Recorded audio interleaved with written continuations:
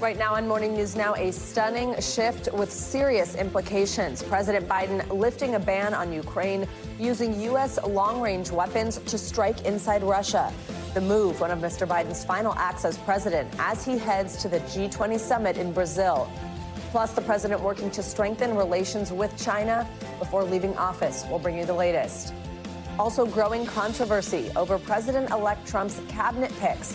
This morning, lawmakers calling for the release of an ethics report on Matt Gaetz, Mr. Trump's choice for attorney general, over allegations of sexual misconduct and illicit drug use. I have no doubt that President Trump believes that Matt Gaetz is the right person to do the right job. But at the same time, the background of Matt Gaetz does matter. This as allegations come to light involving Defense Secretary nominee Pete Hegseth. We have team coverage.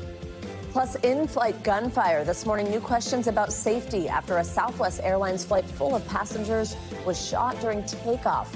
What investigators and witnesses are saying. And holiday headache, the season of giving causing extra stress this year for millions of Americans. We'll break down the impacts of inflation on holiday spending, plus share some tips on how to give gifts without going into debt. Good morning. Thank you so much for starting your week with us. I'm Savannah Sellers. Joe's on assignment. We're going to begin our show this morning with major new developments in the Russia-Ukraine war. U.S. officials tell NBC News that the Biden administration has given the green light for Ukraine to use U.S.-supplied long-range missiles to strike inside Russia. The approval applies to what's called the Army Tactical Missile Systems, which Ukraine had already been using in its own territory. But up until now, President Biden had resisted their use inside Russia amid concerns it could escalate the conflict further. This policy reversal comes as Russia carried out its largest missile and drone attack on Ukraine since August yesterday, targeting the country's power grid. The situation in Ukraine is expected to be among the top issues at today's G20 meeting in Brazil, which is the final international summit of Mr. Biden's presidency. We have NBC News senior White House Kelly O'Donnell at the G20 in Rio de Janeiro. She joins us now. Kelly, good morning. Thanks for being here. So, this is a real U-turn by the Biden administration to allow Ukraine to use these missiles inside Russia. Why has the president decided to do this now? What are we learning? And is there still concern that this move does escalate things?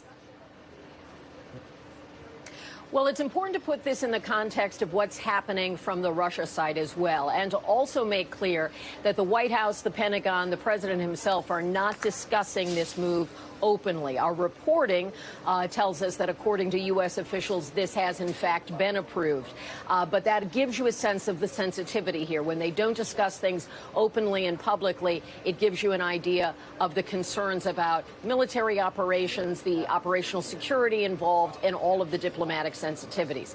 At the same time, in the larger context, what the president has been clearly concerned about are escalations on the Russian side. For example, the increase in their military operations, and most notably that North Korea has sent troops to Russia to try to help defend Russia. Having a foreign country sending its military is what the U.S. will say is an escalation on the Russian side, and that President Biden has always said that kind of a change from the Russia side would prompt a response from the U.S.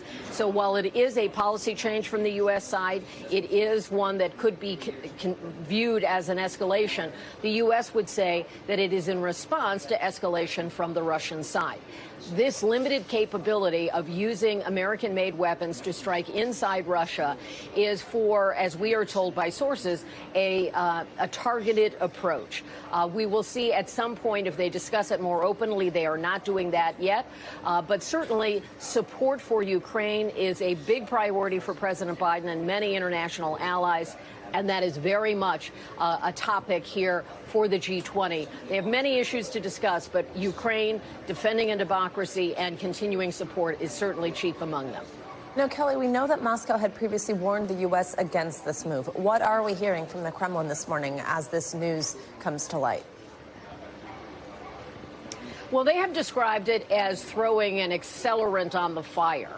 And certainly the White House has already responded, senior officials we've talked to saying the accelerant or the throwing gas on the fire was really done by Russia itself with its escalating military operations and by bringing in foreign support. We know that China and North Korea have been supporting Russia, but the presence of North Korean troops in Russia to fortify Russian forces is something the U.S. would contend is an escalation on their part. So clearly there is strong rhetoric.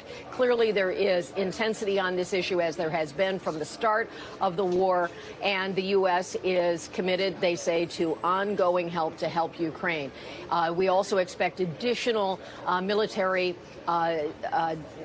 contributions that are periodically announced at these kinds of important moments to say what specific elements are being offered to the Ukrainians. We expect more of that to be discussed publicly while we're here in Brazil for the G20. So, Kelly, has this all expected to play out at the G20 Summit today? What do we think will happen in terms of those conversations you mentioned? Can we expect anything substantive from the president, given he now only has, 2 months or so left in his presidency?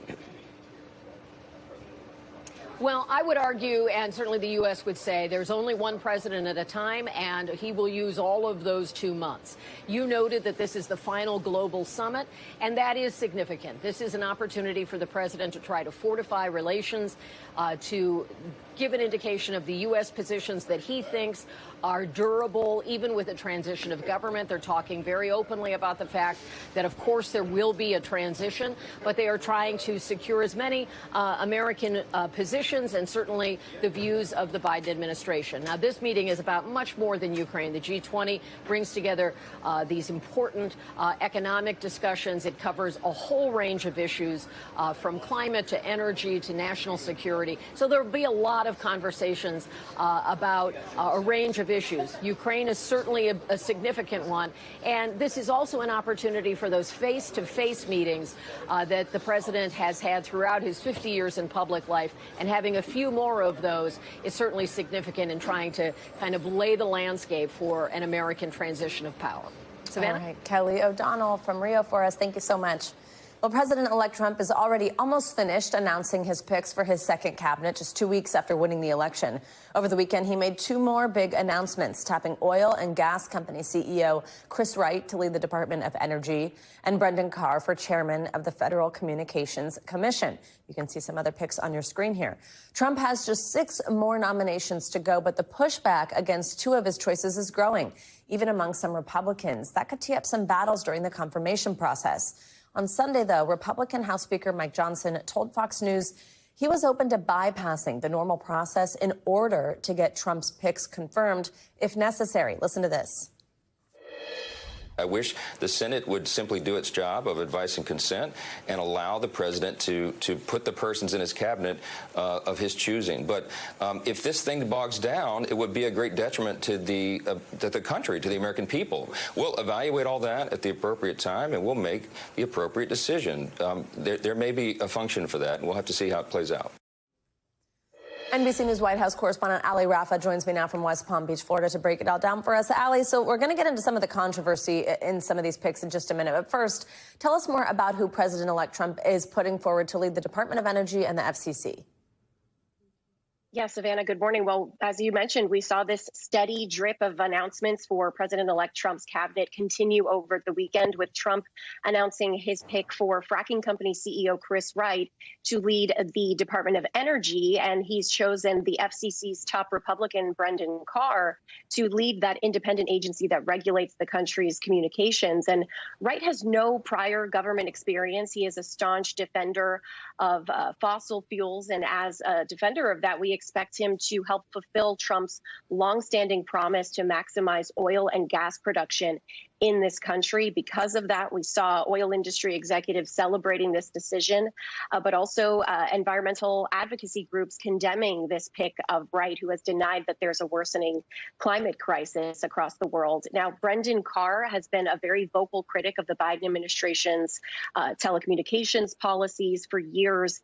He has slowly started to embrace Trump's policies and Trump's beliefs when it comes to big tech and the media. And the president-elect, in a statement announcing this pick of Carr, called him a warrior for free speech and says he has fought against the regulatory lawfare, stifling Americans' freedoms and held back our economy. And as you mentioned, Savannah, this is going very quickly. It's been less than 2 weeks since the election, and President-elect Trump has already announced picks for more than half of his cabinet. Ali, let's now talk about some of these controversies that have bubbled up. We've been covering the pushback here, and we're hearing allegations that his pick for defense secretary, that's former Fox News host Pete Hegseth, that he once paid a settlement to a woman who had accused him of sexual assault. He does not deny paying this woman, but he says whatever happened between them was consensual. What are the details here, though? Yeah, that's right. The Washington Post breaking this news over the weekend that Hegseth paid a woman who accused him of sexual assault and had her sign a non-disclosure agreement. But Hegseth's attorney says that his client is completely innocent, and he calls this a consensual encounter. And the Post is saying that the unidentified woman's friend sent a memo that, we should note, NBC News has not seen, to the Trump transition team last week, alleging that Hegseth, quote, raped the then 30-year-old conservative group staffer in his room after drinking at a hotel bar. And this was all during a 2017 Republican conference in California. Police confirming that they investigated this after the woman filed a complaint, but no charges were ever formally filed. And Hegseth's attorney says that he paid this woman out of fear of losing his job at Fox News. This was during the height of the Me Too movement. His attorney saying in a statement, quote, "It was fully investigated by police and video surveillance, as well as multiple eyewitnesses' statements show that she was the aggressor. Mr. Hegseth is completely innocent. It wasn't until a couple of years later, after she lost her job, that she began trying to squeeze Mr. Hegseth for money." Savannah. Hegseth has also been a vocal critic of the deadly U.S. withdrawal from Afghanistan, as has the former president, now president-elect. NBC News has learned that officials from the incoming Trump administration are looking into potentially punishing military officials who oversaw the botched withdrawal. What are you learning on that? Yeah, our Pentagon team has new exclusive reporting that the Trump team is compiling this list of current and former military officials involved in the 2021 withdrawal from Afghanistan, and they are considering creating a commission to investigate it, according to sources familiar with those plans. And this news is coming after, remember, there has been an independent review that found that both the Biden and Trump administrations were to blame for that botched withdrawal. NBC is also learning that the Trump team is exploring whether these officials involved in the withdrawal could actually be court-martialed or tried for potential charges in a military court. And you'll remember that Trump, as you mentioned, has repeatedly condemned that withdrawal that left 13 U.S. service members dead, also around 170 Afghan civilians, calling it one of the most embarrassing days in the history of our country. Savannah. Ali Rafa covering it all for us this morning. Thank you very much. Well, now let's take a look at the brewing nomination fight over President-elect Trump's pick for Attorney General. That's former Florida Congressman Matt Gaetz.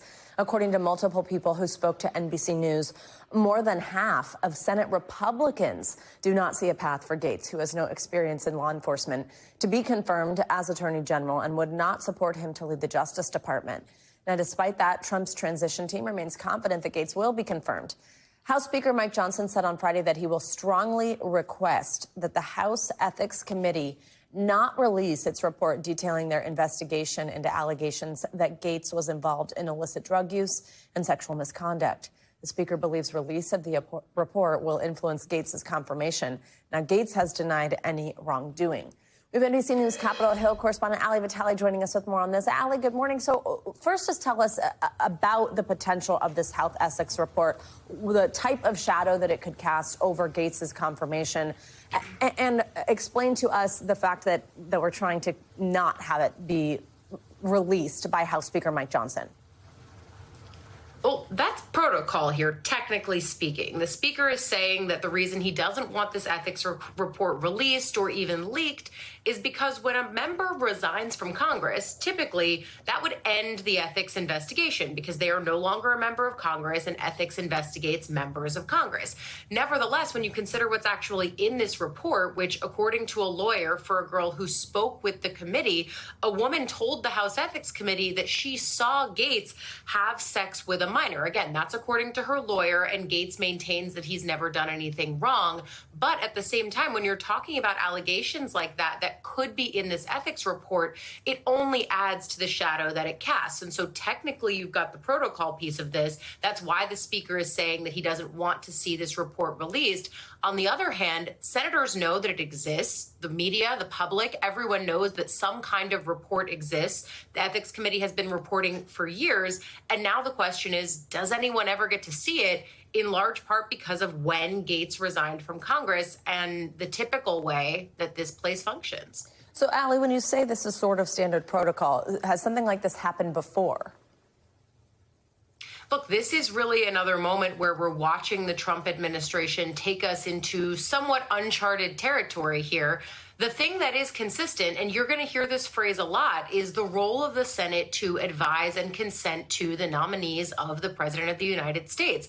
And that's where you're looking at this moment right now, where, yes, we have reporting that dozens of senators have deep concerns about Gaetz. Some of them won't even vote for him. At least they say that now. But this is a really big test moment, too. You've got Mike Johnson, the Speaker of the House, clearly in lockstep with Trump, all the way down to walking out at the fights at Madison Square Garden on Saturday night, literally walking out in lockstep.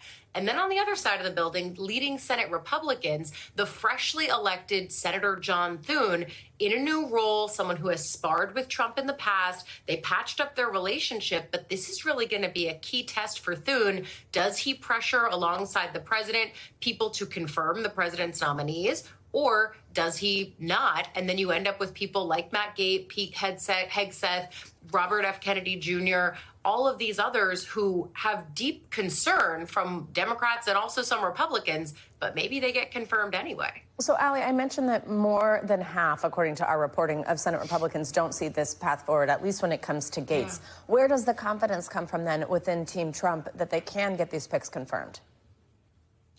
It's exactly what I was just talking about, which is you look at some of these senators that are speaking out.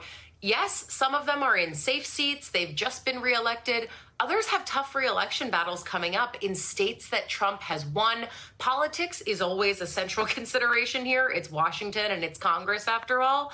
But then the other piece of this, too, is this is a moment where Republicans are talking about Trump having a mandate. I don't know that you can say a mandate is 1.5 points in the popular vote that's still being counted, but they are. And so are Republicans going to use this moment where the president-elect is trying to put together his cabinet? Typically, there was a mindset on Capitol Hill, at least in the before times, let's say 10, 15 years ago, that presidents were allowed to have the cabinets that they chose.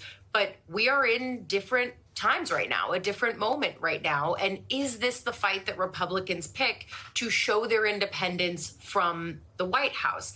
I'm not sure. I do think that this is something we've talked about with Trump over and over again, the realities of this Congress, certainly on the House side, but also on the Senate side. The biggest difference between 2025 and 2017, the last time that Trump rolled into Washington and rolled into the White House, is the fact that Congress has been really remade in Trump's image. A lot more allies, a lot less people who are willing to stand up and say, hey, I'm not just going to go along to get along with the president.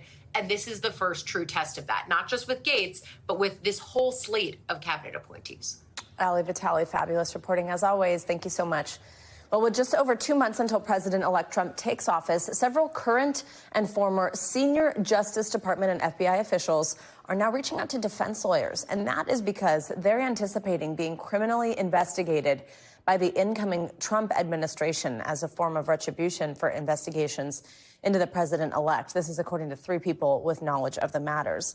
NBC News Justice and Intelligence correspondent Ken Delanian joins us now with more of his reporting on this. Ken, good morning. So prior to his election win nearly 2 weeks ago, President-elect Trump was already threatening to go after what he sees as his political opponents. Some of these DOJ lawyers and FBI agents, they were already nervous about being targeted by people who are loyal to Mr. Trump, particularly members of Congress. Tell us about your reporting and what you're learning. Good morning, Savannah. Yeah, that's right. These folks are actually taking those threats quite seriously, and they are reaching out to lawyers, both former Justice Department and FBI officials and former intelligence officials. For example, people who signed that infamous letter about the Hunter Biden laptop that Donald Trump has been targeting. Anybody who's worked for the Jack Smith special counsel investigation is feeling vulnerable. I should point out that I've been covering these investigations for years, and I'm not aware of a scintilla of evidence that anyone acted inappropriately. But that's been the allegation from the Trump team, and they have the power now, and they could appoint a special counsel on day one and gather up some FBI agents and start investigating these people, whether they did anything wrong or not. They're going to need lawyers. That's going to cost them money, and so that's the situation they're in, Savannah. Ken, we haven't heard much from Attorney General Merrick Garland since the election. What's been some of the reaction from within the Justice Department to President-elect's Trump victory? What can you tell us? Yeah, well, let's divide it into two camps, right? There's the political leadership of the Justice Department appointed by the Biden administration. They're Democrats. They're, of course, terribly distraught. Merrick Garland feels like he led the Justice Department to a path of independence and integrity and put a lot of measures in place to try to make sure it couldn't be politicized. And he's now concerned, and people around him are concerned, that that is all going to go up in smoke in the first week of the Trump administration. Then you have the vast majority of Justice Department employees who are career public servants who oftentimes give up larger salaries in the private sector to do the people's work at the Justice Department. They are very concerned they're going to be asked to do things that are inappropriate. It's one thing to change policies. That happens all the time as Republicans and Democrats take the White House. They're used to that. But they are concerned about some of the rhetoric they're hearing from the Trump administration. They're concerned they're going to be asked to investigate people without evidence. And people who are retirement eligible in that group are considering leaving, Savannah. So, Ken, as you, I'm sure, we're hearing, we were just speaking with Ali Vitale about Matt Gaetz as Trump's pick to lead. According to your reporting, a former senior DOJ official who served during President-elect Trump's first term says he sees that particular pick for Attorney General as a sign of Mr. Trump's vow for political revenge. Explain that. Why is he in particular cause for alarm for these people who fear being targeted? Well, I don't think anyone watching would be surprised by that statement. Matt Gaetz personifies the MAGA rage at the Justice Department and the unfounded allegations. He's been making them for years. He sits on the Judiciary Committee. He's had Merrick Garland and FBI Director Chris Wray before him in hearing after hearing, and each time he's taken the opportunity to accuse them of being corrupt and unethical, without evidence, I might add. But he's basically said he's going to take a blowtorch to this department, to the FBI, to the Justice Department, without regard for the merits of the situation. And there's a lot of concern. Question is whether he can be confirmed by the Senate. Savannah. All right, Ken, thank you. Well, it's going to be a stormy start to the week for parts of the country. Let's get a check on your Morning News Now weather. We have Michelle Grossman with us. Hey, Michelle, good morning. Hi, Savannah. Great to see you. Yeah, we have a cold front that's moving through. It's pretty strong, and we're seeing the storms at this hour. We're going to continue to see the storms throughout the rest of today. So this is what we're looking at in terms of futurecasts. Heavy rain. We could see potential flooding. We've already seen flooding this morning. We're going to see it from the southern plains all the way to the upper Midwest. Showers and gusty thunderstorms. Could see the chance of a few tornadoes as well. Then as we go throughout tomorrow, this is going to move off to the east. And yes, once again, we're going to see most of it fall apart to the northeast. So we're going to remain dry in the northeast. Could see a few showers throughout the mid-Atlantic. And then we're going to see the remnants of Sarah. What will be the remnants of Sarah as we go towards tomorrow? It's going to be pulled into this cold front. That's going to enhance the rainfall along the Gulf Coast. So we do have the potential for flooding there on Tuesday. Then by Wednesday, tropical showers and storms pushing across central Florida. Locally, heavy rain once again will lead to some flooding. This is what radar looks like right now. It's been very, very busy. We have heavy rain falling. That's where you're seeing these bright colors. You see this line right here, most likely seeing some really gusty winds along this line. And we do have watches and warnings, too, because we are looking at the lightning. We're hearing the thunder and also really gusty winds. So we're going to continue to watch this. This will be the story as we go throughout this Monday. 6 million people impacted by flood alerts. We have Tulsa, Oklahoma City, into Wichita Falls because of that heavy rain falling. And it's falling over the same spots. And it will stay in place for a while as we go throughout the morning hours. 9 million at risk for severe weather today. Winds gusting up to 60 miles per hour, especially where you see this yellow shading. So places like Lawton, Dallas, down to Waco. Could see some hail. We saw some hail earlier this morning. Also, a tornado or two is possible. This threat will move off on Tuesday to the Gulf Coast states. Again, the same possibilities with winds gusting up to 60 miles per hour. Could see a tornado or two possible as well. There's a lot of moisture to work with. It's warm, and we're going to see the enhancement of what will be left over from Sarah at that point. Because of that, we do a flash flood risk along the Gulf Coast states, especially where you see that darker blue color destined over to New Orleans. This is why lots of rain is expected. The darker colors, the oranges, yellows, and reds. Pensacola, New Orleans, Montgomery could see over 2 to 3 inches of rain. That's one of the big stories. Another story, still really dry in the Northeast. Drought conditions do linger. And also, look at these temperatures still well above normal for this time of year. D.C. in late November, we are looking at 13 degrees above average, 70 today, 74 in Atlanta, 72 in St. Louis. Big difference as we head towards the west. That's a dip in the jet stream, allowing that cool Canadian air down. And we're looking at temperatures in the 40s in most spots, and that's going to bring some mountain snow as well out west. The west remains very unsettled, too. All right, Michelle, thank you so much. Sure. Much more to come here on Morning News Now. Later this hour, a recall alert. Organic carrots being pulled off the shelves at grocery stores nationwide after a deadly E. coli outbreak. What you need to know. Up first, after the break, though, turbulence on the tarmac. The latest in the search for a gunman after a Southwest flight was shot at during takeoff. Stay with us. We are back now with the scary scene on board a Southwest Airlines flight that was shot with a single bullet while on the tarmac before taking off from Dallas on Friday. NBC News correspondent Marissa Parra has the details.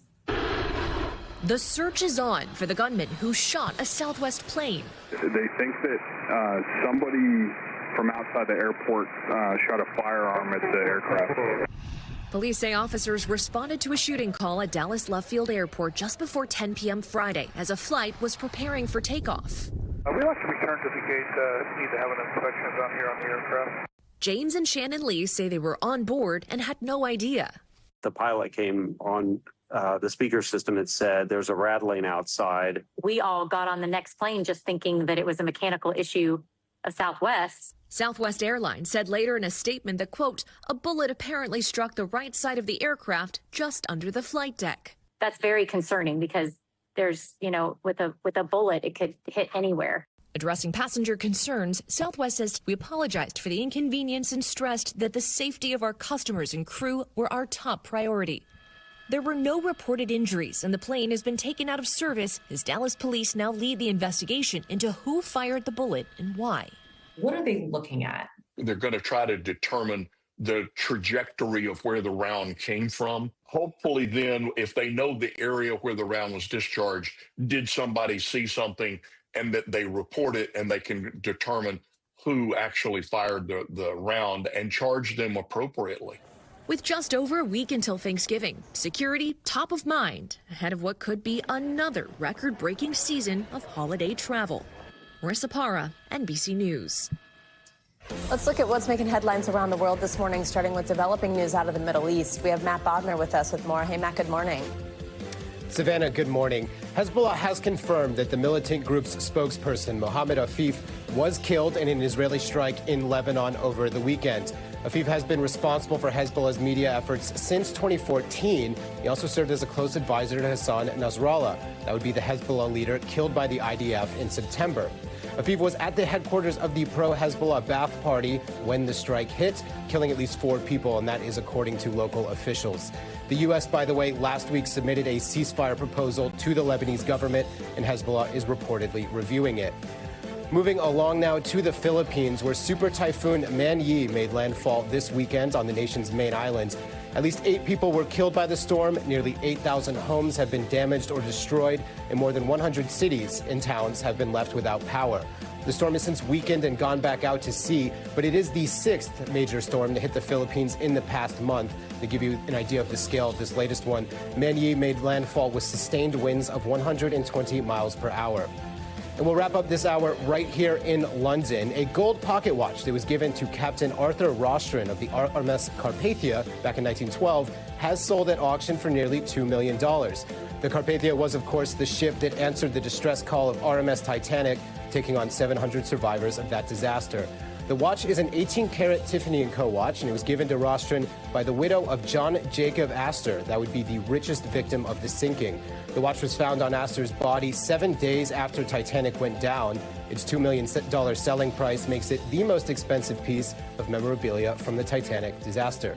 Savannah? Wow, that is pretty incredible. Matt, thank you very much. Coming up, a new legal battle 2 years after the Idaho college murders. When we come back, why the lawyers for the man accused of killing those 4 students say a large portion of evidence should be thrown out. You are watching Morning News Now.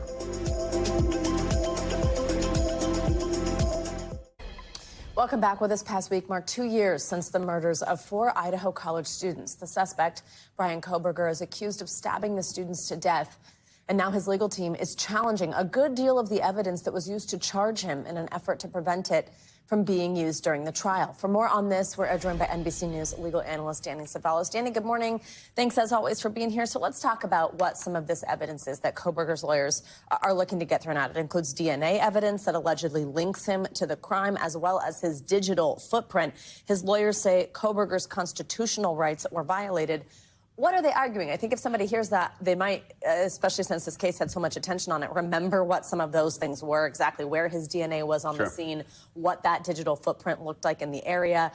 And you'd think, hey, isn't that how they made this whole case? How could they throw that out? Yeah, so it looks like the defense is filing this flurry of motions, but this is pretty common. Normally, we combine it into one. But essentially, what they're looking to do is suppress the evidence that they say was unconstitutionally obtained. And in this country, the remedy when the police violate your constitutional rights to get evidence isn't that the case is thrown out. It's not that the officers get punished.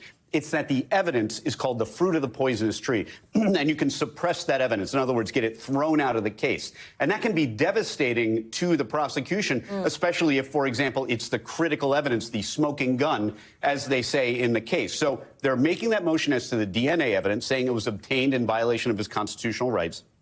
They're seeking to throw out a lot of other things, including internet searches, his Amazon account, things like that, that the government, they say, obtained improperly. And if they're successful, the remedy is usually throwing that evidence out, and it can't come in against him.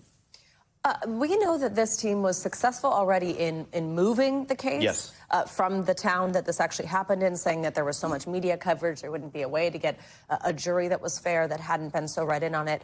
We now know, also in addition to getting some of this evidence thrown out as an attempt, they're also trying to get the death penalty off the table. Walk us through that effort. That's right. So they're basically challenging the state's intent to seek the death penalty. Now, for the most part, the case law appears in Idaho and elsewhere that this is a constitutional application of the death penalty. But what the defense is really doing here is something that we all do as defense attorneys, especially in a high-profile case. You want to throw every argument you can against the wall at the trial court level because you never know on appeal, if convicted, if this is something that you might have some success with. But believe me, even when the defense attorneys file that challenge to the death penalty, they probably know that they're not likely to win at the trial court level. But you have to, as we say, make a record, because if you don't make that argument, it's use it or lose it at the appellate courts. And if they see you didn't make that argument at the lower trial court level, it's going to be a lot harder to raise it at the appellate level. So it sounds like you're not surprised to hear these attempts from the defense. What does this mean for the prosecution? Do they have to argue something in order to try to not allow these things to happen? Not surprised at all. I mean, you have to make those arguments that we just talked about. And the motions to suppress, these are rarely granted. I mean, I file them in almost every single case. I've had them granted maybe a handful of times. It's really difficult to get cases thrown out on a motion to suppress the evidence because judges are really, really reluctant to say, hey, here's all the firearms and the drugs and the guns that are the key to this case. By the way, every motion to suppress is basically throwing out evidence that your client is guilty, by definition. Because I wouldn't file a motion to suppress if the evidence was harmless. It's always stuff that shows that, oh, my goodness, he had a gun in the trunk of his car. So judges don't like to throw out evidence of a defendant's guilt, so they usually err on the side of caution, let it come in, and let the defendant argue it at the appellate court level. That's exactly what's going on here. The defense knows that motions to suppress are rarely granted. They're making them anyway because on the chance that their client's convicted, the high likelihood, then they can make that argument to the appellate court. Danny Cevallos, thank you. Thank you. Coming up, low spirits, it's official. Budget carrier Spirit Airlines filing for bankruptcy after a series of major losses. More on the move and what it means for customers. Plus, the sound of support, one organization's mission to provide a life-changing service to Holocaust survivors. This is Morning News Now.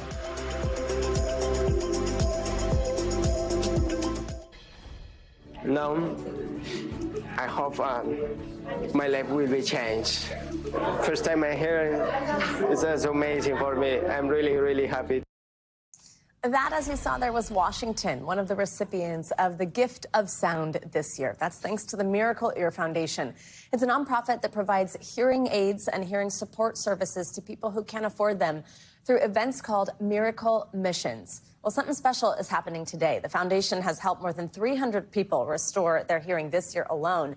But today, as part of its latest mission, Miracle Ear will be helping Holocaust survivors right here in New York City. We have Jenny Hargraves, Vice President of the Miracle Ear Foundation, and Jack Simoni here with us, the Director General of the Auschwitz Jewish Center Foundation. Thank you both. Good morning. Thank you so much for joining us. I know it's a big and busy day, so we appreciate your time before you head over to Brooklyn, where this is happening. So you've partnered for this fantastic event. And Jenny, I understand that Miracle Ear has been giving people the gift of sound for more than 30 years.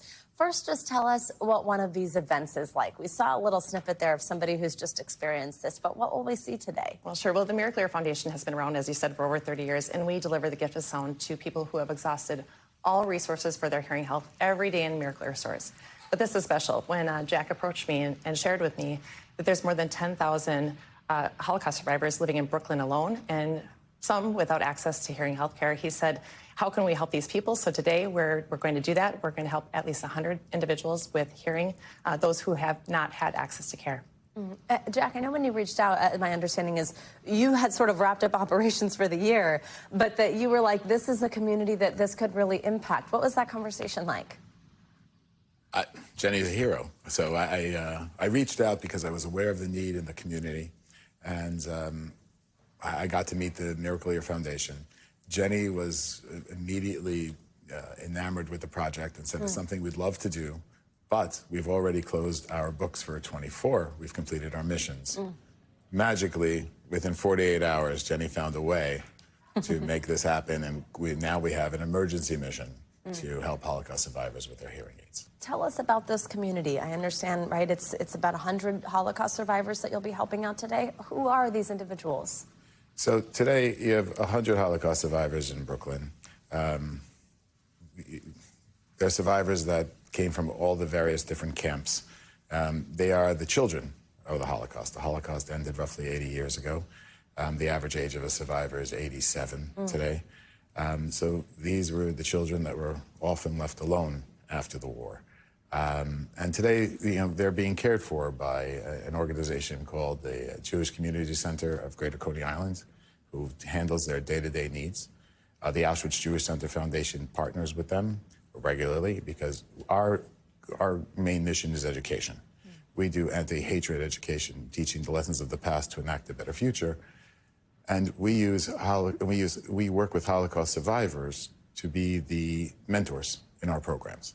So we're very familiar in working with them. We're very comfortable working with JCC and the Claims Conference. And we began to see the need that, as they were getting older,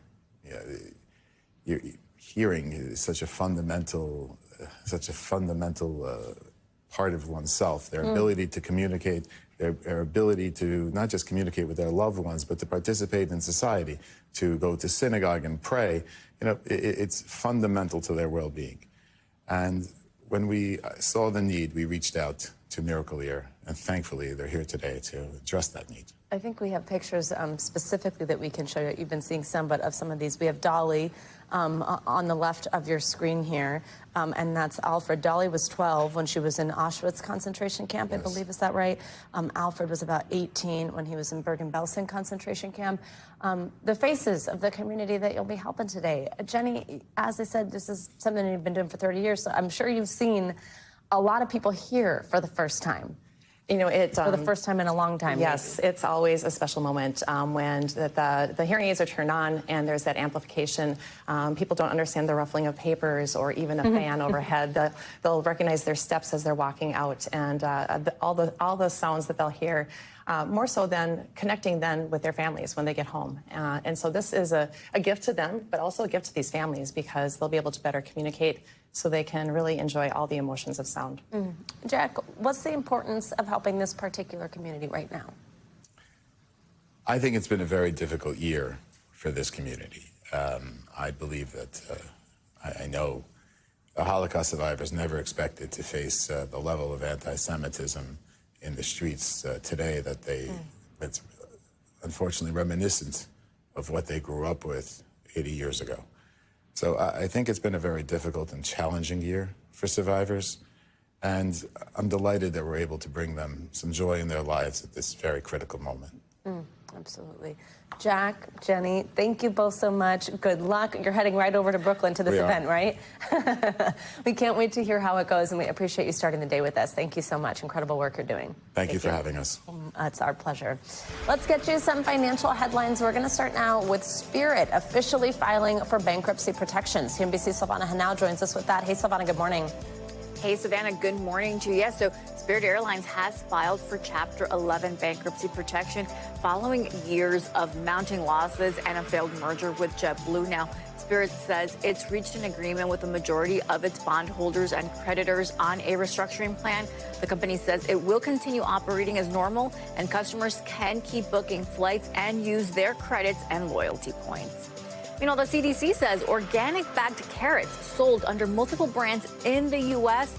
have been linked to an E. coli outbreak that's killed one person and made nearly 40 people sick in at least 18 states. Grimway Farms in Bakersfield, California, has issued a recall for several brands sold at supermarkets, including Nature's Promise, Wegmans, and Trader Joe's. Grimway says those affected are organic whole carrots that don't have a best used by date on the bag, but were available to buy from mid-August to mid-October. And a record number of Americans are planning to travel over the Thanksgiving holiday. AAA expects nearly 80 million people will drive and fly between Tuesday, November 26th, and Monday, December 2nd. That's about 1.7 million more than last year. And the airlines are getting ready. American plans to shuttle more than 8 million passengers from November 21st to December 3rd, while Southwest says volume will peak on Sunday, December 1st, as more travelers return home versus extending their holiday trips. Savannah, I'm staying put. I'm not going to join the madness. Yeah. I'm just a drive away, so no airports for me. Savannah, thank you so much. Yeah. Well, along with all that holiday travel, Americans are starting to think about spending as we get into gift-giving season. And although inflation has definitely cooled, many families are still concerned about the high prices. New data from Afterpay shows nearly 1/3 of shoppers are more stressed than they were last year when it comes to their holiday shopping, with inflation still cited as the primary source of that stress. For more on this, we are joined by the co-founder of Afterpay, Nick Molnar. Nick, good morning. Thanks for being here. Let's talk about this survey. What is the mood overall when it comes to holiday shopping this year? And who's maybe feeling better or worse about this? What type of age groups? Yeah, so, really seeing, as you mentioned, 1 in 3 shoppers consider buy now, pay later this holiday period. You're seeing, a primary driver in the next generation consumer being that millennial and Gen Z customer, and not just a preference for buy now, pay later, but you're actually seeing people plan. You're seeing them shop early this year. Really, if they make a transaction today, the goal is to pay it off before the year completes. And so it's great not just to see, people plan, but people budget consciously, this year, given the realities of the economic conditions. In an effort to beat back financial stress this season, I know that your survey also found that people are looking into alternative spending strategies. This can be, like, for example, those buy now, pay later options that are popping up on, like, most websites now. Tell us about that, any pitfalls there, things that people should keep in mind, but also other strategies that people are trying out to try to save money or delay paying for things. Yeah, absolutely. So primarily, you're seeing consumers really shift away from credit cards towards debit cards. That's one of the primary things we're seeing. 90% of Afterpay consumers use a debit card, not a credit card. So people are preferring to budget with their own money. Products, like Afterpay, they've got different checks and balances to alternatives in the financial services space. Things like pausing their account the moment that they're late on one payment. Those types of components haven't historically been seen for the benefit of consumers. And so, it's great to see consumers considering buy now, pay later this shopping period. And also, as I mentioned before, just, really getting ahead of it, engaging with their favorite brands and retailers during the shopping sales period and looking to pay those off before the year completes. And do you have any info on what gifts are the most popular this year? What are people going out and buying? Yeah, we're seeing, really strong popularity, particularly in the beauty wellness industry, wellness technology in particular, really seeing really strong growth, and also travel. You're seeing products like carry-ons and luggage and other things really start to take hold. So people definitely preparing to travel this holiday and seeing some really strong growth in those particular areas. All right, Nick Molnar, thank you very much for joining us. We appreciate it. Coming up, we are playing around with this year's inductees into the National Toy Hall of Fame. We'll show you the old classics and new favorites that made it onto the list. There's something fun for everyone, including one of our judges, our very own Joe Fryer. You're watching Morning News Now. Welcome back. You might remember we told you last week about those 3 classic toys that earned some major bragging rights as this year's newest inductees to the National Toy Hall of Fame. Well, as you know, our very own Joe Fryer is actually on the committee that helped pick those winners.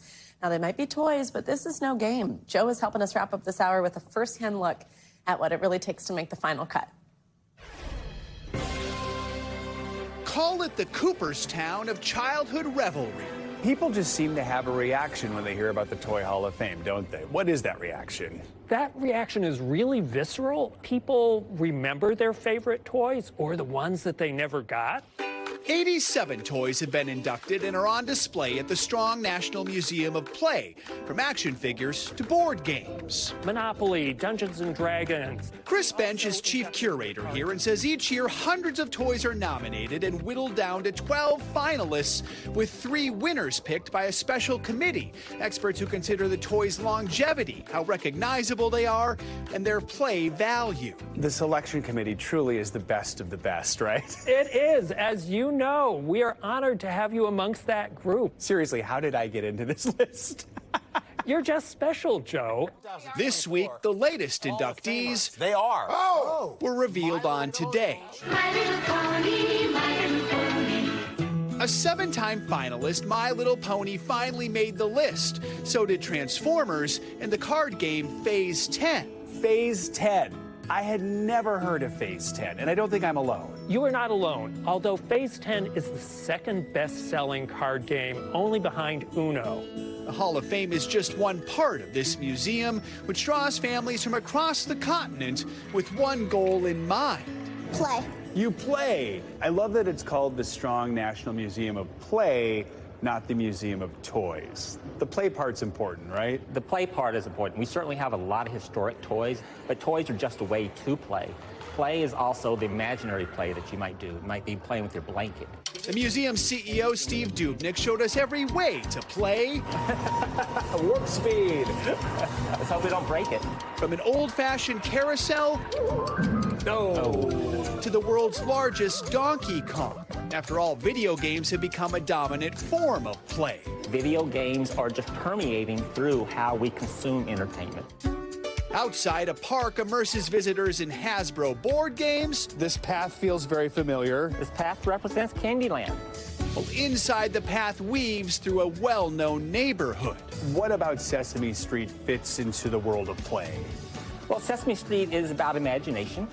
It is about education, and play is really all about education. Play is how kids learn the best. Perhaps play is the ultimate transformer. All right, thanks to Joe for that inside look. This year, Joe said he voted for Transformers as his top choice, but some of his other favorites were Apples to Apples and the balloon, which I don't really see as a toy, something Joe and I disagree on. But then there's also things like sand, I think, is one of the things that's been inducted. So who knows? Thanks, Joe. That's going to do it for this hour of Morning News Now. Stay with us, though. The news continues right now.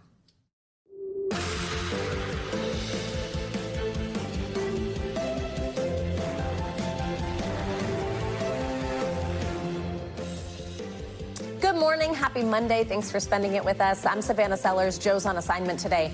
Right now on Morning News Now, taking the punches as President-elect Donald Trump took in a UFC brawl here in New York over the weekend. 2 of his top cabinet picks, Pete Hegseth and Matt Gaetz, face new fights of their own in Washington over whether they are fit to serve in Mr. Trump's administration. We'll bring you the latest. Overseas this morning, a stunning policy shift that could drastically change the military landscape of Russia's war on Ukraine. President Biden now authorizing Ukraine's use of long-range U.S.-supplied missiles inside Russia in the final weeks of his administration. But what does it mean for the war's future under President Trump? We've got full analysis in just a moment. Plus, it's the final countdown to the holidays. We are just 10 days out from Thanksgiving, if you can believe it. And AAA is out with some brand new numbers this morning on just how many Americans are looking to travel this year. So what can you expect while on your way to Grandma's house? We will dig into the data. And it's a one-of-a-kind journey that's bringing all the magic of those Hallmark holiday flicks straight to the high seas. We'll take you along for the ride later in the hour, because it is fully, unequivocally Christmas time now. Because a reminder, Thanksgiving is late this year, and we're just 10 days away. Good morning. Thanks again for being with us. We're going to start this hour with the growing backlash against some of President-elect Trump's cabinet picks. Over the weekend, he made two more big announcements. He's tapping oil and gas company CEO Chris Wright to lead the Department of Energy and Brendan Carr for chairman of the Federal Communications Commission. Now, Trump has just 6 more nominations to go, but pushback against 2 of his picks is threatening to complicate the confirmation process. NBC News Now anchor and senior Washington correspondent Hallie Jackson explains. Hey there, good morning to you. As Mr. Trump gears up to get his cabinet picks confirmed and name a few others to top spots, he's also now, as president-elect, pledging to do exactly what he said he'd do as a candidate: mass deportations, apparently with the help of military resources if needed. This morning, President-elect Trump signaling a major move on immigration, responding true to a post on his social media platform, saying he will declare a national emergency and use military assets for a mass deportation program, a program he pledged to implement during his campaign, which focused in part on immigration and the southern border. The Republican platform promises to launch the largest deportation operation in the history of our country.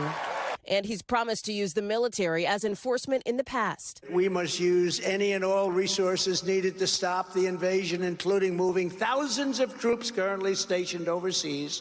Now, as Mr. Trump nods to his immigration plans and prepares for office, he's also facing a fight in Washington on some of the picks for his new administration. A standing ovation. After taking in a different kind of fight at a UFC match with allies this weekend.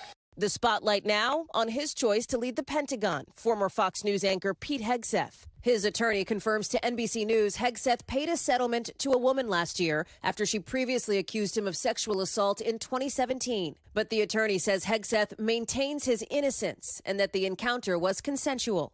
Do you think that this matter could sink Pete Hegseth's confirmation? It could. We'll figure out if he can get confirmed or not. And I do think that Pete's a good pick for this position. Mr. Trump has told advisors he plans to stand by Hegseth after a recent conversation with his nominee, according to the New York Times, citing 2 people briefed on the discussion. Also facing new backlash, the president-elect's choice of now former Florida Congressman Matt Gaetz to lead the Department of Justice, with multiple sources telling NBC News he faces a very difficult path to confirmation. Gaetz resigned his seat last week, ending a House Ethics Committee investigation into whether he engaged in sexual misconduct and illicit drug use, allegations he denies. While some in both parties want the committee to release its report, House Speaker Mike Johnson disagrees, saying Gaetz is now a private citizen. I think that would be a Pandora's box. Mr. Trump has yet to name another key cabinet pick, and that is the Treasury Secretary, a position that could have obviously an impact on that pledge to implement more tariffs that Mr. Trump has promised. Back to you. All right, Hallie, thank you.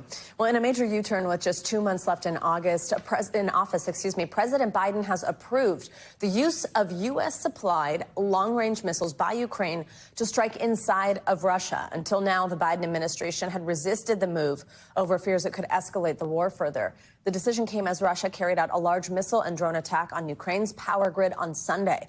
NBC News chief international correspondent Keir Simmons has more here. Hey, Keir, good morning. Hey, Savannah, good morning to you. The Kremlin this morning describing the move by the Biden administration that's being reported this morning as pouring oil on the fire. The NBC News team in Moscow asking a question of the Kremlin spokesman, and he responded saying that if this is true, it will represent a new kind of U.S. involvement in Ukraine. They were fighting yet more fires overnight, counting 11 dead, including 2 children, in just one Ukrainian city, Sumy. after a weekend that saw the largest Russian airstrike in almost 3 months, cutting off power and water to families and homes. Russia says its targets were part of the Ukrainian war effort, its rockets and drones doing the talking, as President Biden agreed to allow Ukraine to use Western long-range weapons, according to 2 U.S. officials. It's a policy shift from the United States that Ukraine had been pushing for, the Biden administration resisting until now. The decision, European officials say, was driven by the arrival of North Korean troops in Russia and by a determination to help Ukraine hold on to territory ahead of expected negotiations. President Zelensky declaring the missiles will speak for themselves. But President Putin has warned the precision rockets, including US ATACMS, would mean NATO countries directly involved in the conflict. And overnight, President Trump's son, Donald Trump Jr., writing on X, the military-industrial complex seems to want to make sure they get World War III going before my father has a chance to create peace and save lives. President-elect Trump has previously said he would end the war in Ukraine in 24 hours and pushed for an end to the fighting. I will end the war in Ukraine. Tomorrow will mark 1,000 days of the Ukraine war. The G7 reiterating over the weekend, Russia remains the sole obstacle to a just and lasting peace. And Savannah, multiple European diplomats and officials tell NBC News that compromise does now appear inevitable, and President Zelensky himself saying the war is likely to end sooner under President-elect Trump. But, Savannah, the events of this weekend suggest any negotiations will be fraught and tough and bitter. Savannah. Keir, thank you. Let's stay on this now with former U.S. Ambassador to Ukraine and the director of the Atlantic Council's Eurasia Center, John Herbst. Good morning. Thank you. Always great to have you with us. So let's talk about the timing of this here. Why do you think President Biden has greenlit Ukraine using these U.S.-provided weapons to strike inside Russia now? And then, of course, tell us what type of impact you think this could have on the shape of the war. Okay, thank you for having me. Look, this is part of the Biden pattern we've seen since the big invasion by Russia began. They've been intimidated regularly by Putin's nuclear threats, and they have on multiple occasions failed to provide in a timely way the weapons Ukraine has asked for. That goes back to MiG-29s held by our allies. That goes back to HIMARS, goes back to tanks, F-16s. And then finally they get comfortable and agree to send them. And I'm glad to see this decision, but it's way too late. It should have been taken well over a year ago, more than that. But I believe that it was driven by the North Korean intervention in this war. Of course, that intervention is now 5 or 6 weeks old. This should have been done, if that was the reason, back when it started. Because by delaying this decision, they've allowed the Russians to move much of their military infrastructure, their arms depots, out of the range of those missiles, which only fly 180 miles. They're not truly long-range strikes. But this could have a positive impact on the fight in the Russian territory, of course, where the Ukrainians have a stronghold. That's where the Russians are mounting a large offensive to take it back. And this could make that much harder. And that's important because when the negotiations begin, Ukraine has to have some leverage, and holding Russian territory is real leverage. You mentioned that you would have liked to have seen this sooner. And it seems the reason, right, that hasn't happened is because concern of the Russian reaction. And at this point, the Kremlin is saying that President Biden is adding oil to the fire with this decision, saying it will lead to that rise in tensions. Is that a concern? Look, you always have to be concerned about the possibility of escalation, especially when you're dealing with a nuclear power like Russia. But you can't let that paralyze you. And in previous confrontations between the United States and the Soviet Union, which was a stronger military power than Putin's Russia, we did not let that deter us from taking the steps we needed. And Biden, sadly, has let that happen, although then eventually he makes the decision. If we had armed Ukraine properly 2 years ago, with ATACMS, which we only sent them at the beginning of this year, with Abrams tanks, with F-16s, Ukraine's offensive in 2023 would have been much more successful than it was. It's Russia that escalates at every turn and by bluster tries to prevent us from responding. And we have sadly played that role, that weaker role, over the past several years. Ambassador, if we could look forward for a moment, I want to ask you something that Keir had just mentioned right before we brought you in, which was this potential of some type of negotiated settlement once President-elect Trump becomes President Trump in January. How would something like that work? Do you see that as a possibility? And just explain what you think the Trump factor does here once he takes office in January. I think that Trump will certainly proceed with negotiations. We don't know the exact elements, of course. He's not even president yet. But some of the tendencies seem to be Ukraine will have to give up some land. There will be a demilitarized zone, perhaps with European troops in between. The U.S. will arm Ukraine so that Russia cannot commit aggression in the future, not renew its invasion. These seem to be the main elements. They have largely been rejected by the Russians.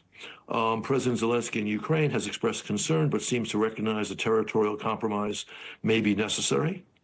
But keep in mind, if we proceed in this road, and I can see merit in it, it's critical that we keep Ukraine strong. And I suspect that Trump and his national security team will want to do that.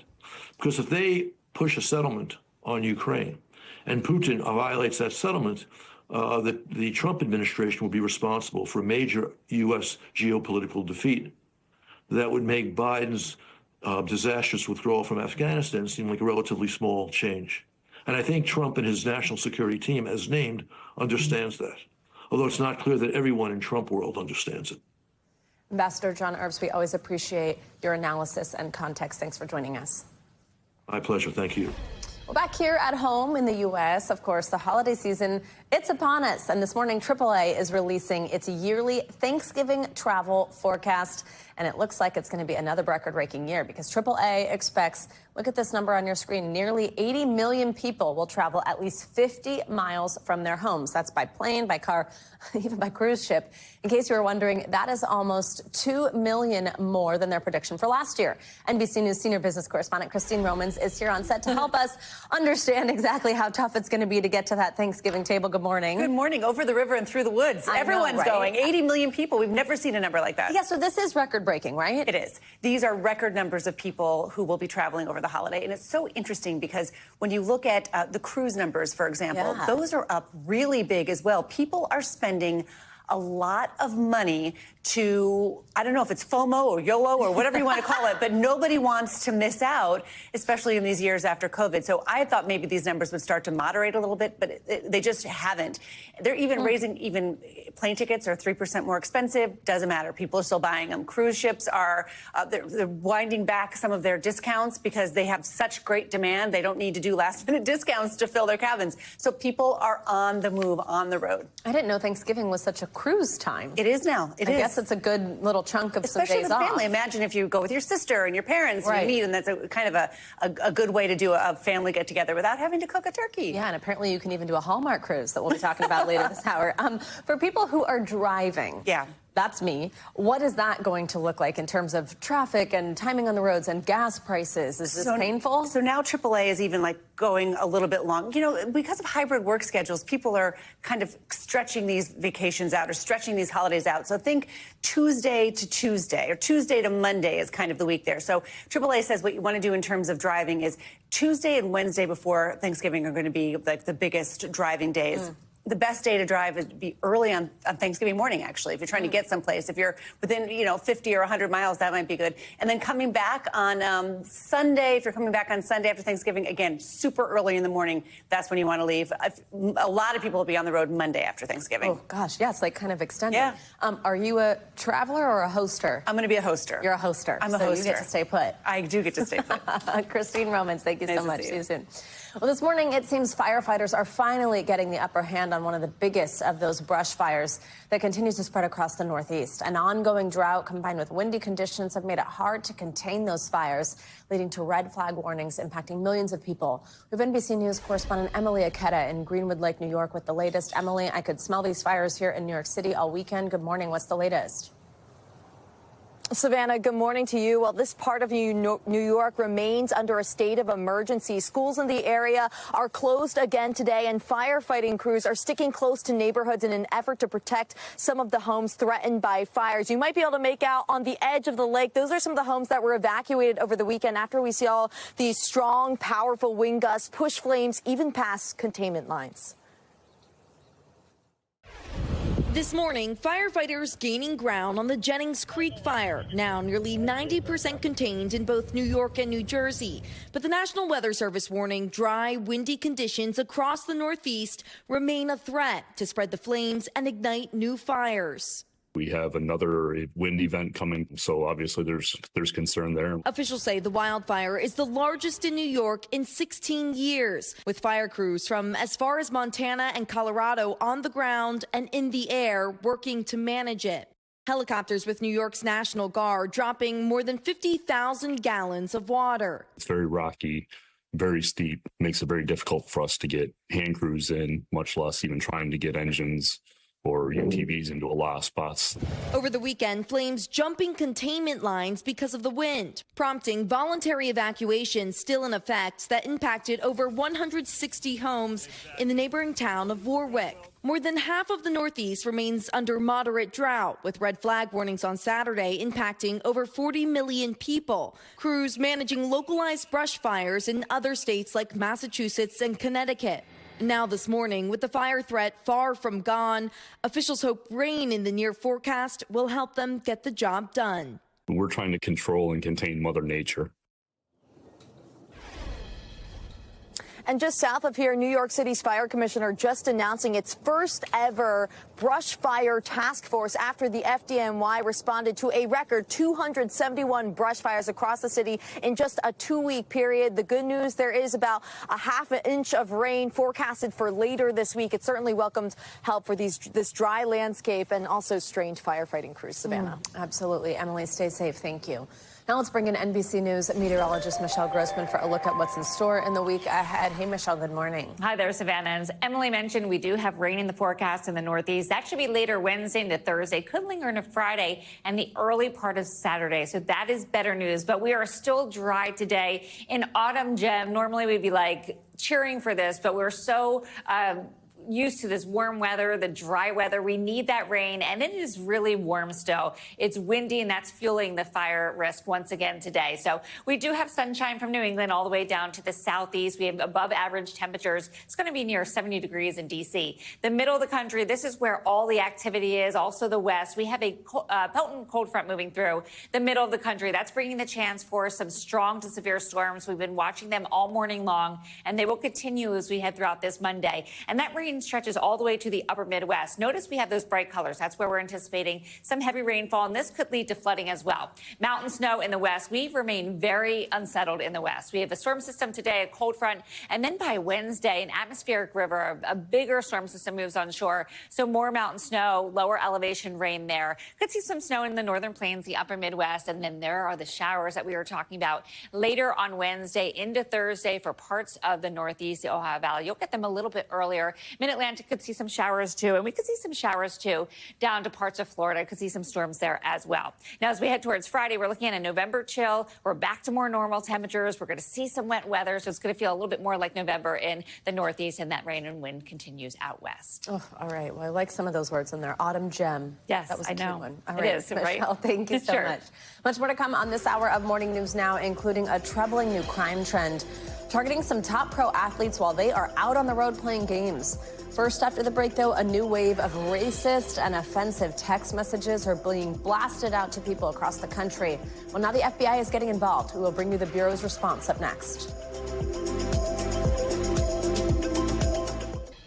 Welcome back. The FBI is investigating offensive text messages being sent to people in the Latino and LGBTQ communities. According to the agency, some people have reported receiving texts saying they were, quote, selected for deportation or telling them to report to re-education camps. These messages come after those racist texts African Americans were receiving that we told you about last week. Well, joining us now for more on this is NBC News Justice and Intelligence correspondent Ken Delaney. And Ken, good morning. So, I mean, these messages, they started appearing in the last week, couple weeks, right after the election. What exactly are they saying? Tell us more details about what is in these text messages and who's been receiving them. Yeah, good morning, Savannah. Look, a cross-section of people. The latest is, as you just said, a new group of people, the Latino and Hispanic community and the LGBT community. People in those communities have been receiving some of these vile and offensive texts, as you said, ordering them to report to re-education camps or saying they were ready to be deported, that kind of thing. And that comes after hundreds and hundreds of African Americans received texts. Again, violent, offensive messages saying that they've been, they're ordered to report to plantations, things like that. The FBI is involved, is investigating. Local officials are investigating. So far, no leads, Savannah, on who's sending these texts. Ken, so how is the FBI responding here to the reports about these text messages? Well, they're taking it very seriously. They're also saying, though, that there's no evidence that there are any violent threats associated with this or any violent planning, but they are trying to track down now who is sending these texts. They are working with state and local officials, and they are bringing their technological capability to bear, Savannah. Obviously, Ken, this has just got to be so disturbing for somebody to receive these messages. I imagine, especially for people who haven't been hearing this is going on, they get a text message that says something awful like that. What are you hearing from people about how it's impacting them? Yeah, it's really hurtful. It's just an example of pure hate speech directed at vulnerable groups. Take a listen to one person. I think we have some sound from somebody who received one of these texts.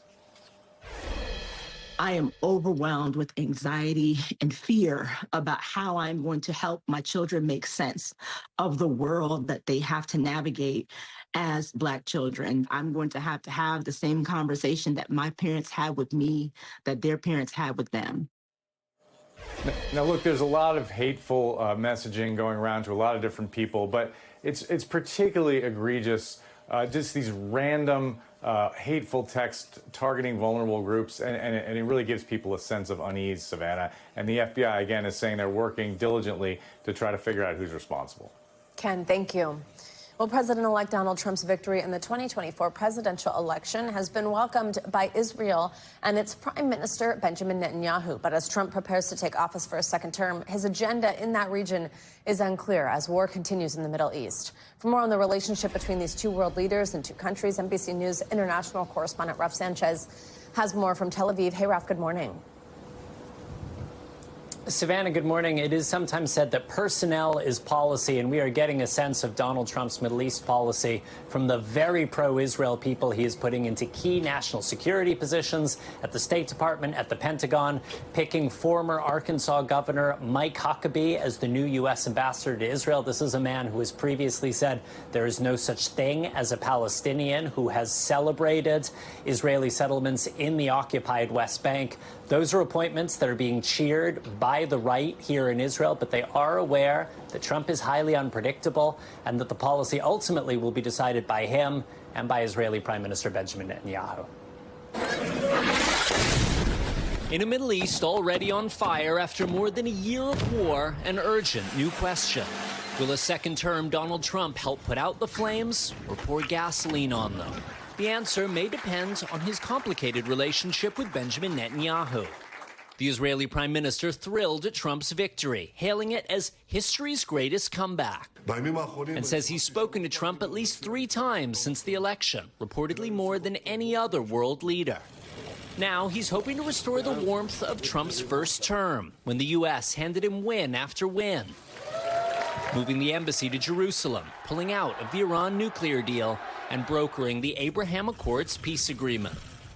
But exactly 4 years ago, while Trump was still claiming to have won the 2020 election, Netanyahu offered his congratulations to Joe Biden. That enraged Trump, who said this to Israeli journalist Barak Ravid. I still like Bibi, but I also like loyalty. F*** 'em. Since then, bygones. Trump supporting both Israel and Netanyahu since October 7th. Many believe he'll give Israel a free hand to step up the war in Gaza. throwing off the few restraints imposed by Biden. This is on the occasion of Donald Trump's presidency. God bless America. God bless Israel. Woo! But Trump also voicing impatience as the war drags on. Get your victory and get it over with. It has to stop. The killing has to stop. Palestinians in the ruins of Gaza tell our team they can only hope he means it. I hope he will be honest and bring peace here in Gaza, because we need it after a 1 year full of war. While the families of U.S. hostages pleading with Biden and Trump to work together towards a deal. We have asked the president and his senior staff, as well as the incoming administration, to begin work immediately together. Michael Oren is Israel's former ambassador to Washington. If you're going to deal with Donald Trump, you got to deal with him very straight. You can't play with him, and you got to play by his rules, not by Israel's rules. If he were to tell Prime Minister Netanyahu ends the war in Gaza now, would Netanyahu have any choice but to comply? He would do his best to try to meet it. The question is how the war ends. Another question, Iran. Its decade-long shadow war with Israel now an open conflict. If Israel strikes Iran's nuclear facilities, that could drag the U.S. to war, pitting Trump's apparent pro-Israel instincts against his promises for peace. They said he will start a war. I'm not going to start a war. I'm going to stop wars. Netanyahu says he and Trump see eye to eye on Iran, and the political parallels between the two are almost uncanny.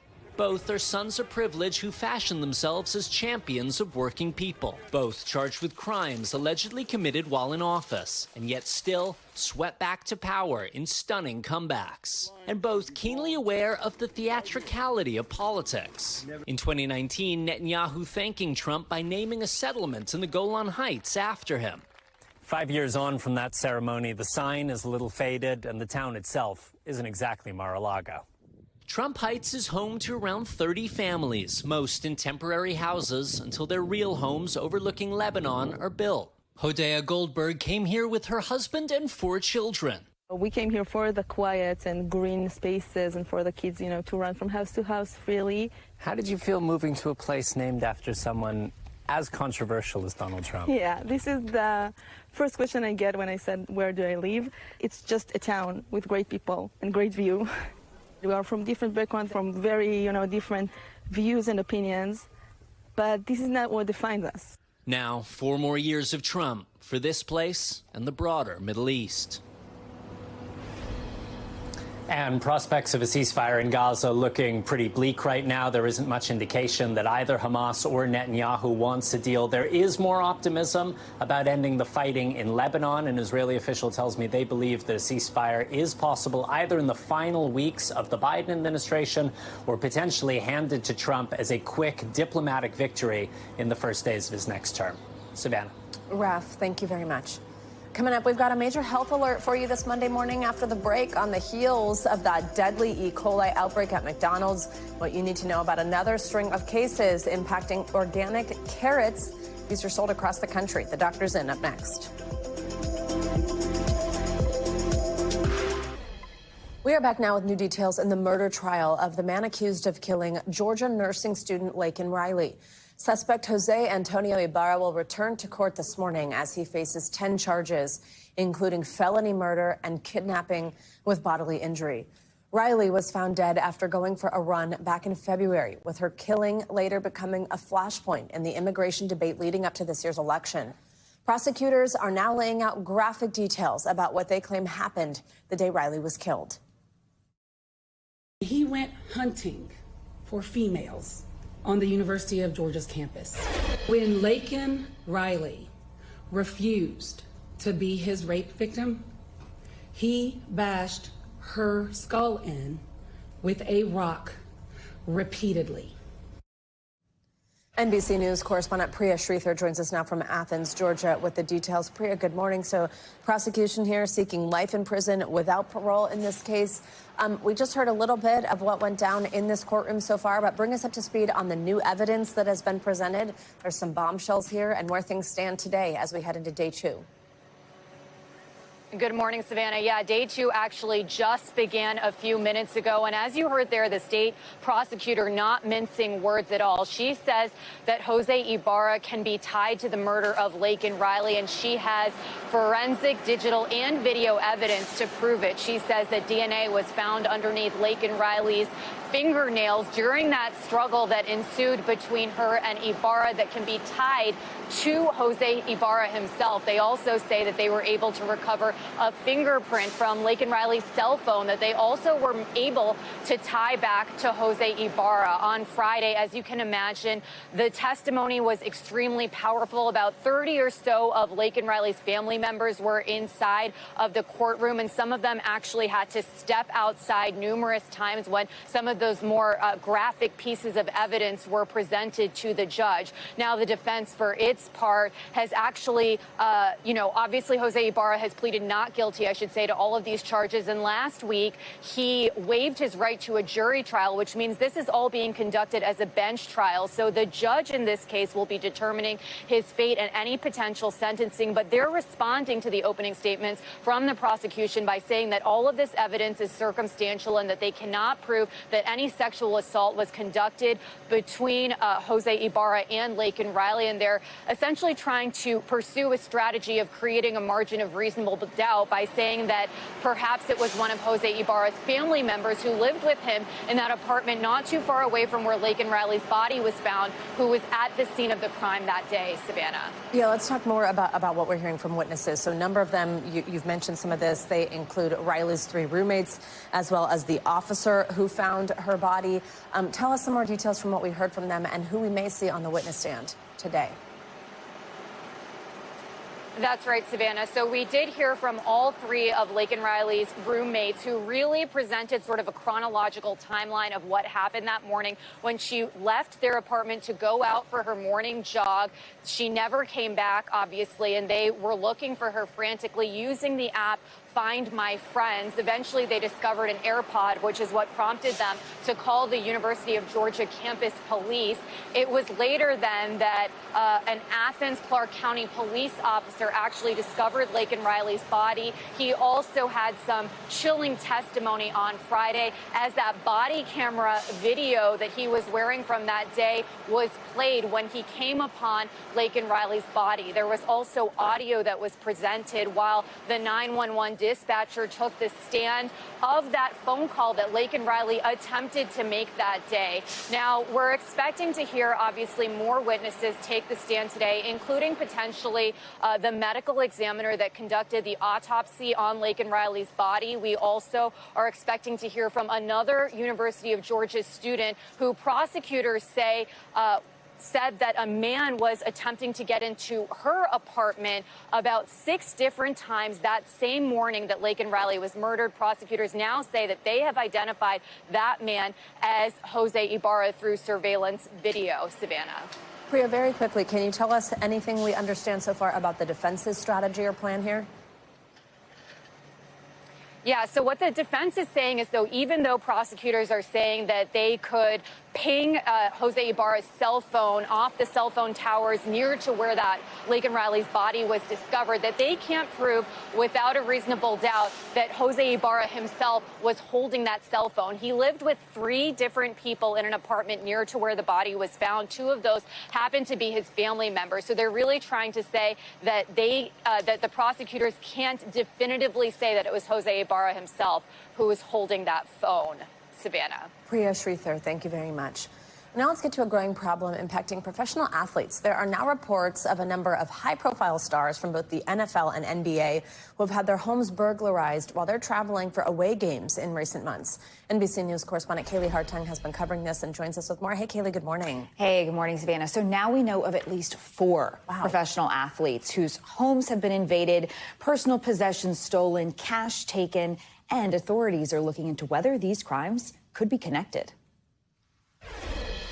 This morning, a string of burglaries targeting professional athletes now includes players from the NBA. While I was at my game yesterday, I had a home invasion, and they took most of my prized possessions. Milwaukee Bucks forward Bobby Portis posting this surveillance video, saying 2 masked men broke in when it was obvious he wasn't at home. The NBA star now asking his fans and followers for help. I am now offering a $40K cash reward for any information or tips that leads to the return of my stolen items. Police reported a break-in at the home of Minnesota Timberwolves point guard Mike Connolly Jr.'s home in September, according to reports by the Minnesota Star-Tribune. And just last month, 2 back-to-back burglaries at the homes of Super Bowl winning quarterback Patrick Mahomes and his Kansas City Chiefs teammate, tight end Travis Kelce. It's frustrating, it's disappointing. But I mean, I can't get into too many of the details because the investigation is still ongoing, but obviously something that you don't want to happen to really anybody. According to police reports obtained by NBC News, Mahomes' 8-acre estate in Missouri was hit October 6th. His dream home, that includes a football field with his name in the end zone, featured in the Netflix series Quarterback. I might as well build the exact house I want.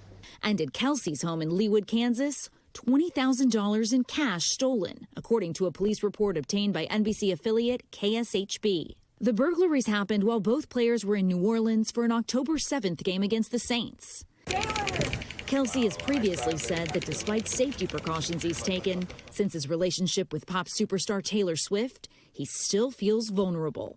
The one thing you don't realize that when somebody posts your house online, that everybody now has your address. The police chief involved in Bobby Portis's case telling a local station in Milwaukee there are, quote, striking similarities between all 4 burglaries.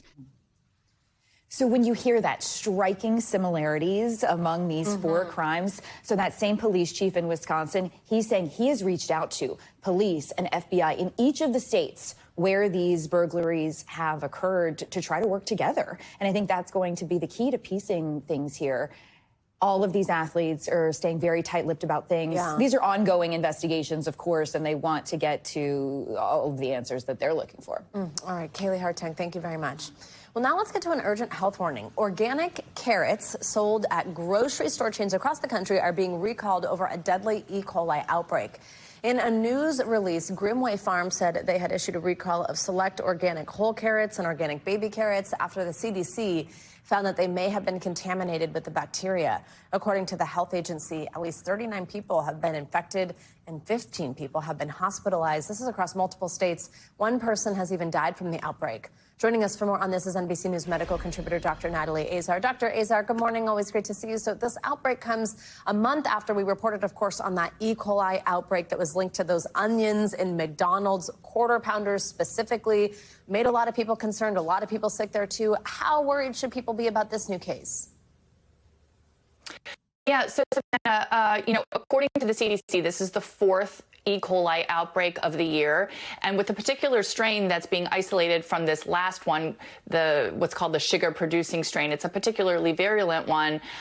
We see usually about 97,000 illnesses every year, over 3,000 hospitalizations, and even 30 deaths. So I know it's a lot, and we're doing this on purpose to report so that our viewers and our listeners are aware of this. It's not necessarily out of proportion to what we normally would see in a given year, unfortunately, with E. coli outbreaks. And Dr. Azar, Gourmet Farm said these carrots should no longer be in grocery stores, but maybe you have them in your refrigerator. You already bought them. What should you do, and what should you be looking out for if you've maybe been eating them?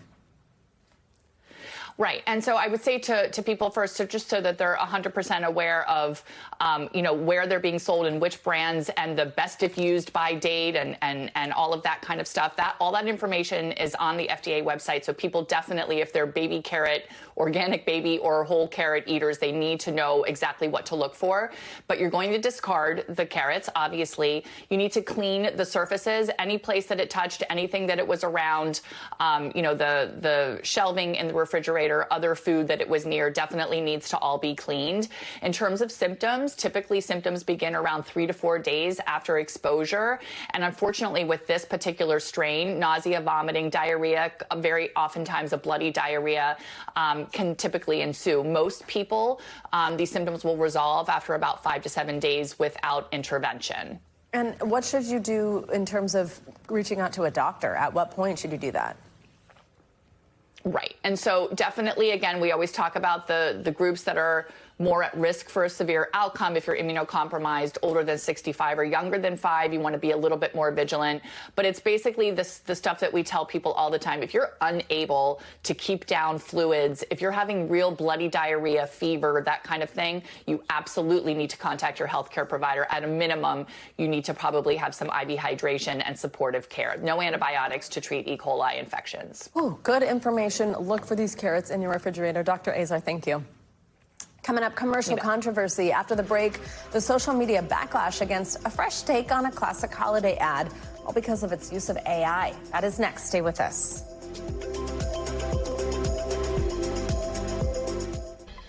We are back with a new twist on those classic Coca-Cola Christmas ads. This year, those commercials were created using the magic of artificial intelligence. As NBC News business and data correspondent Brian Chung reports, they are bubbling up some controversy online.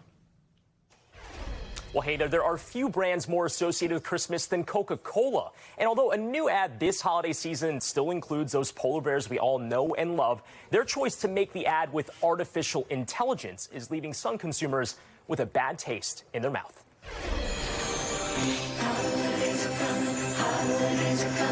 One of the most iconic brands ringing in the holiday season.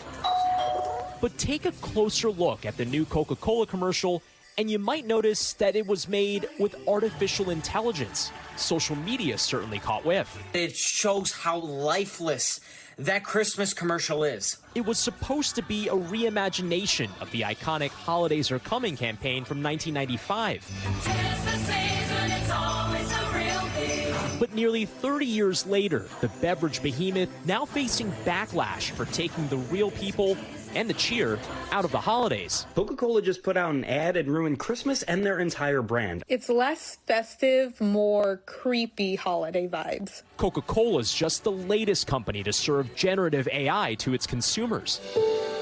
In June, Toys R Us teamed up with OpenAI's Sora to produce this commercial, saying the program allowed the company to tell this incredible story with remarkable speed and efficiency. But the reaction?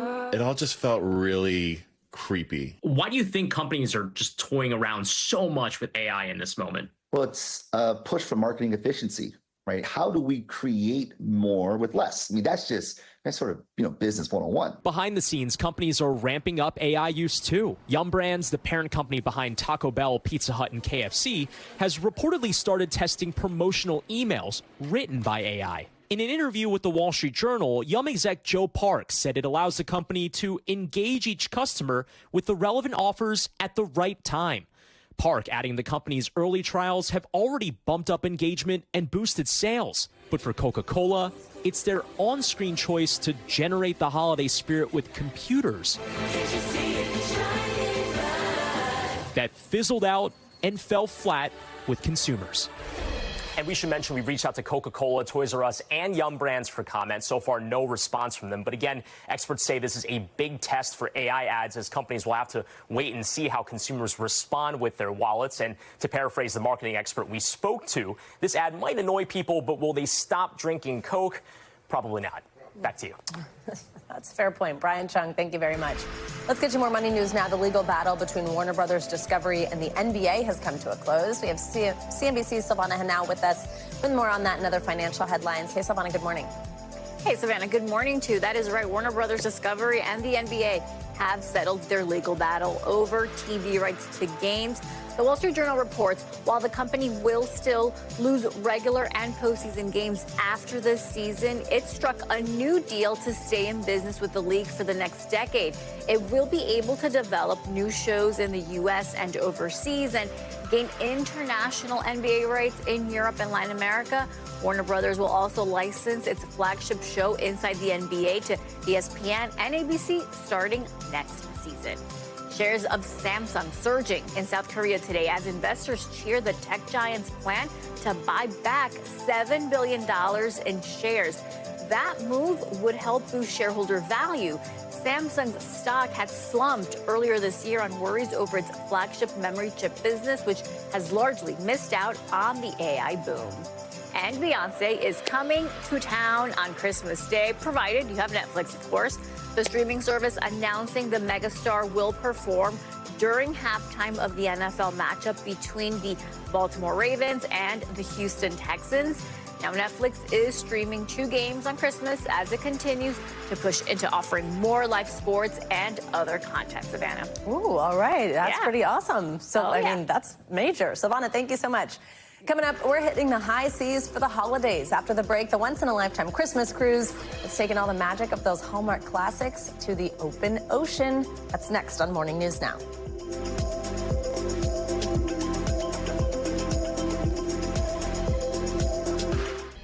Finally, this hour, a first-of-its-kind cruise is bringing holiday dreams to life. We are talking about the sold-out Hallmark Christmas cruise. Superfans of the popular holiday movies got the chance to climb aboard, meet their favorite stars, and jingle all the way on the open seas. NBC News correspondent Sam Brock joins us live. We sent him back to Miami. He is ready to go in his Christmas sweater. Sam, I don't know if you strike me as the type that would enjoy a Hallmark holiday cruise, but tell us what you got.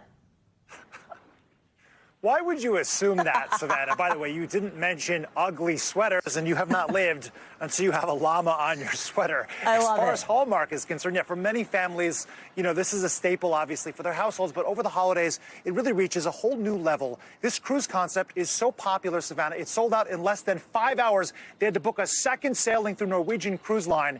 In the words of the actor and host Jonathan Bennett, this is about warmth and connection and sheer fandemonium.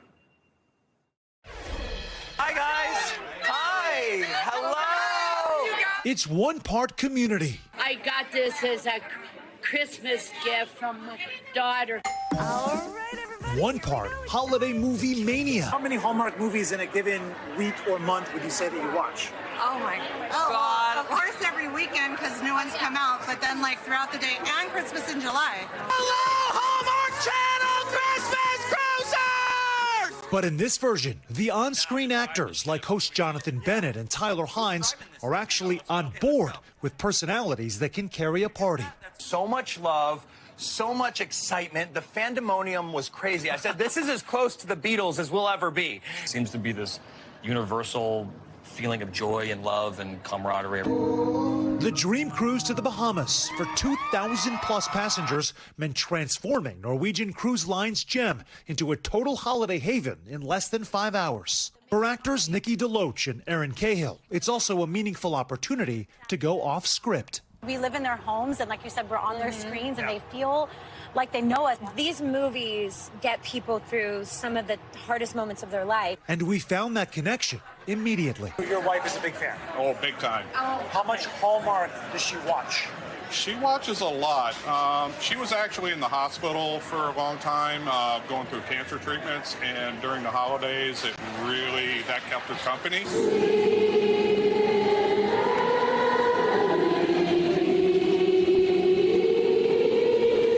Whether it's the power of like-minded company or the magnetic attraction of a crowd-surfing king of Christmas, the Hallmark cast has everyone in step, unless they're trying to teach you the holiday dance from Three Wise Men and a Baby. You hear that, fellas? You know what this means? In which case, just leave the heavy lifting up to Tyler Hines and the men making all of these fans swoon.